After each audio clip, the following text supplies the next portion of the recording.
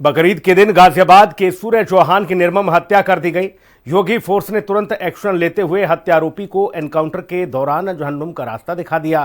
CM योगी का संदेश clear है, नालायक औलादों को सबक सीखना होगा और सूर्य चौहान जैसे जो मासूमों की हत्या करने वालों को जहन्नुम जाना ही होगा।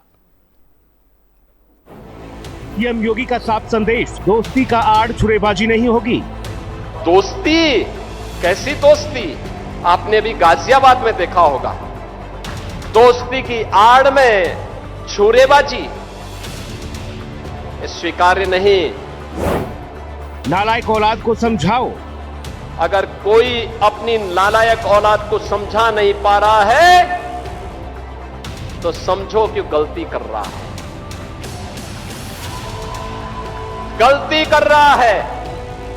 याद रखना, हमारी संवेदना सामान्य नागरिकों के प्रति। संगीत सोम ने दी खुली चेतावनी, जिहादियों का फन कुचलेंगे। जिस तरीके की जिहादी मानसिकता के साथ एक बच्चे का कत्ल किया गया है, इन जिहादियों का यही फन कुचला जाएगा और इनकी जांच की जाएगी कहां से इन्हें फंडिंग हो रही है, कौन इन्हें फंडिंग कर रही है, विदेशों से इन्हें फंडिंग होती है। असद के घर पर चलेगा पीला पंजा। नोटिस के माध्यम से देख सकते हैं कि 15 दिन का अल्टीमेटम दिया गया है कि अगर 15 दिन के अंदर वह स्वयं मकान को खाली नहीं करते हैं तो उसके मकान को प्रशासन खुद खाली करवाएगी और इसे तोड़ेगी। बकरीद के दिन गाजियाबाद की सूर्य चौहान की निर्मम हत्या कर दी गई। योगी फोर्स ने तुरंत एक्शन लेते हुए हत्यारोपी को एनकाउंटर के दौरान जहन्नुम का रास्ता दिखा दिया।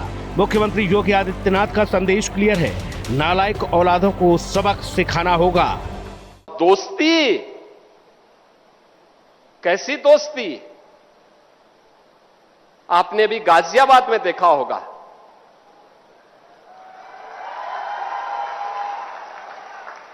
दोस्ती की आड़ में छुरेबाजी स्वीकार्य नहीं और कतई स्वीकार्य नहीं होगा।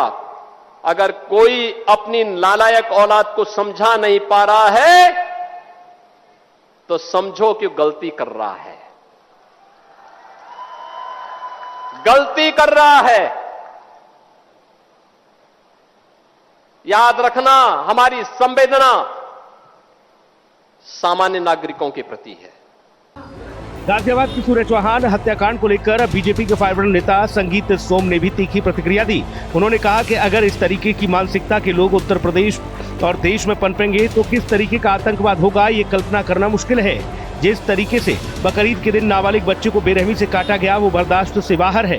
जिस तरीके की जिहादी मानसिकता के साथ एक बच्चे का कत्ल किया गया है, इन जिहादियों का यही फन कुचला जाएगा और इनकी जांच की जाएगी कहां से इन्हें फंडिंग हो रही है, कौन इन्हें फंडिंग कर रही है, विदेशों से इन्हें फंडिंग होती है। और जिस तरीके के जिहादी यहाँ कॉलोनियों में बसे हैं, ये कॉलोनी देखे बसाई नहीं गई हैं, ये बसी हैं। अब कौन इन्हें धीरे धीरे बसा रहा है उसकी भी जांच का विषय है और इस तरीके के जिहादियों का यही फन कुचला जाएगा। निश्चित समझिए सरकार इतनी मजबूत बैठी है कि इन्हें सबको इस तरीके के जिहादियों को एक एक ऊपर पहुंचाया जाएगा। सूर्य प्रताप चौहान हत्याकांड में पुलिस प्रशासन फुल एक्शन मोड में है।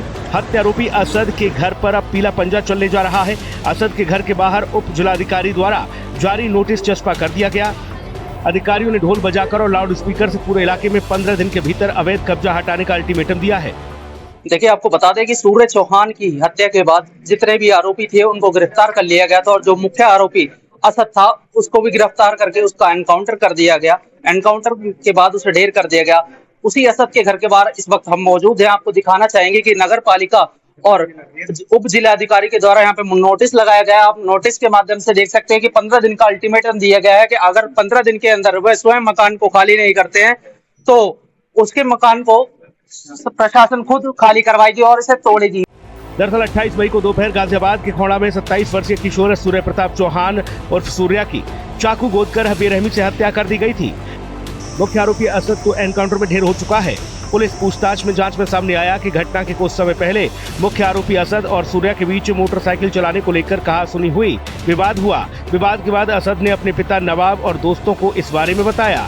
इसके बाद सभी ने मिलकर सूर्या को सबक सिखाने की साजिश रची। बीच सड़क पर सूर्या को घेरा गया। फरहान ने असद को चाकू दिया और पिता नवाब के उकसाने पर असद ने सूर्या के पेट में चाकू घोंप दिया, जिस इलाज के दौरान उसकी मौत हो गई। जिसके बाद मुख्यमंत्री योगी आदित्यनाथ ने कड़ा रुख अपनाया है और हत्यारोपी को एनकाउंटर के बाद ढेर किया जा चुका है।